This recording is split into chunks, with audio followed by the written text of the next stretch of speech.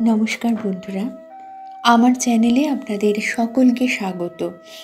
আজকে শোনাব অগ্রহায়ণ মাসের ক্ষেত্রব্রত বা লক্ষ্মী ব্রতের কথা। ব্রত কথা। এক দেশে এক গরিব ব্রাহ্মণ ছিল। সে হঠাৎ নাবালক ছেলে আর বউকে রেখে মারা গেল।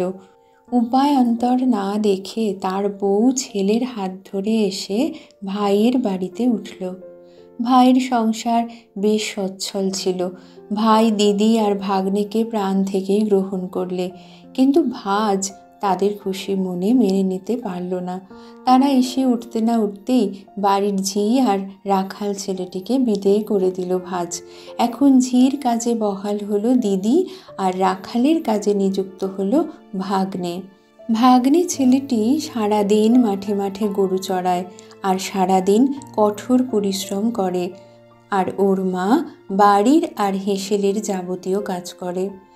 কাজের বেলা আছে কিন্তু খাবার বেলা নেই। গিন্নির হাতে জল গলে না।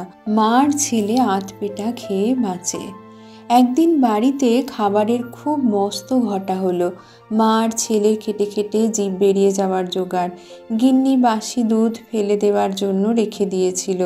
মা দুধটুকু ছেলের জন্য তুলে রাখলো।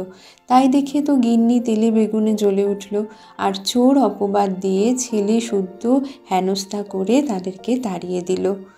মার ছেলে কাঁদতে কাঁদতে মাঠের গায়ে বনের মধ্যে এক পাতার কুঁড়েতে এসে আশ্রয় নিল। সারা দিন খাবার জুটল না। সারা রাত কুঁড়েতে শুয়ে মা ও ছেলে রাত কাটালো। পরদিন ঘুম ভাঙতেই দেখে কি এক বুড়ি বামনি কিছু ধান হাতে করে তাদের সামনে দাঁড়িয়ে আছে। ছেলেটির মা বললে, মা কে আপনি? বুড়ি বামনি বললে, আমি মা এদিকেই থাকি। দেখে মনে হচ্ছে তোমাদের বড্ড খিদে পেয়েছে। এই ধান কটা নাও, কাছেই মুড়ি মুরগির দোকান আছে। অল্প কিছু ধান দিয়ে দোকান থেকে মুরগি নিয়ে এসে খাও। তারপরে বাকি ধানগুলো তোমাদের এই কুঁড়ের পাশের জমিটাতে পুঁতে দাও। এই কথা বলে বুড়ি বামনি চলে গেল। মা অল্প ধান দিয়ে ছেলেকে দোকান থেকে মুরগি কিনতে পাঠালো। ছেলে ধান দিয়ে মুরগি নিয়ে এলো। মা ও ছেলে খেয়ে বুড়ি বামনির কথা মতো পতিত জমিতে ধানগুলি ছড়িয়ে দিল।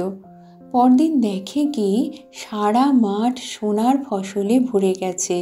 মা ও ছেলের তখন আনন্দ আর দেখে কে। সেই ফসল থেকে বছরে নিজেদের খাবার হয়ে আরও অনেক ধান বিক্রি করে তারা অনেক টাকা পেল।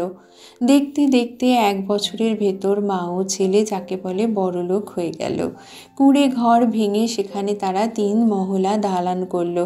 পাশে বিরাট পুকুর কাটালো। আশেপাশের বহু জমি জমা কিনে ফেললো। গ্রামের জমিদারের নজর পড়ল। তিনি এই ছেলেটির সঙ্গে নিজের মেয়ের বিয়ে দিয়ে ছেলেটিকে জামাই করলেন। এখন আশেপাশের সকল জমি জায়গার মালিক হলো এই ছেলেটি। বহু লোক তার মাঠে কাজ করে, তার কাছে কাজ করে খেটে খায়। একদিন ছেলেটি দেখলো তার মামা ও মামিও তার মাঠের মজুরদের সঙ্গে খাটছে। সে গিয়ে তার মাকে বিষয়টা জানালো। মায়ের মন ভাইয়ের দুঃখে কেঁদে উঠল। মা বললেন, শিগগির তোর মামা মামিকে এখানে নিয়ে আয়। লোক পাঠিয়ে মামা মামিকে নিজের বাড়িতে নিয়ে এলো ছেলে। ভাই আর ভাজকে কাছে পেয়ে জড়িয়ে ধরে কাঁদলো ছেলেটির মা।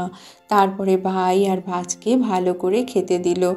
কাঁদতে কাঁদতে ভাজ বলল, দিদি তোমাদের তাড়িয়ে দেওয়ার পর থেকেই আমাদের সকল রকমে অলক্ষ্মী লাগলো। আমাদের ক্ষমা করো দিদি।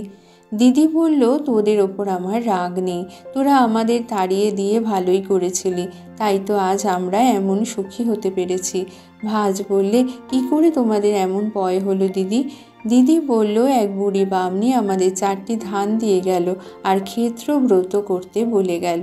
বুড়ির আদেশ পালন করেই আজ আমরা এতটা সুখী। তোরাও ক্ষেত্রব্রত কর, দেখবি সকল কষ্ট দূর হয়ে যাবে। দেখতে দেখতে ক্ষেত্রব্রতের দিন এসে গেল। ছেলেটির মা তার ভাই ভাজ আর ছেলে ও ছেলের বউকে নিয়ে সারাদিন উপোস থেকে ক্ষেত্রব্রত উদযাপন করলো। তারপর ভাই আর ভাজকে অনেক টাকা কড়ি দিয়ে বাড়ি পাঠিয়ে দিল। এবার থেকে তারাও এই ব্রত করে আবার পুরনো অবস্থা ফিরে পেল। তারপর থেকে দেশে দেশে এই ব্রতের কথা ছড়িয়ে পড়ল। ব্রতের নিয়ম। অগ্রহায়ণ মাসের শুক্লপক্ষের বৃহস্পতিবারে মাঠে ক্ষেত্র ব্রত করার নিয়ম। পুজো অন্তে ব্রত কথা শুনে প্রসাদ নিতে হয়। ব্রতের উপকরণ: নানা রকমের ফলমূল, চিড়ে, মুরগি ইত্যাদি দিয়ে ক্ষেত্র দেবীর নৈবেদ্য সাজাতে হয়। ব্রতের ফল: এই ব্রত পুরুষ এবং নারী উভয়ের জন্য নির্দিষ্ট। এই ব্রত পালন করলে ধনে পুত্রে লক্ষ্মী লাভ হয়ে থাকে। অথ ক্ষেত্রব্রত সমাপ্ত। বন্ধুরা ভিডিওটি ভালো লাগলে অবশ্যই লাইক করবেন আর চ্যানেলটি সাবস্ক্রাইব করে দেবেন। খুব ভালো থাকবেন। নমস্কার।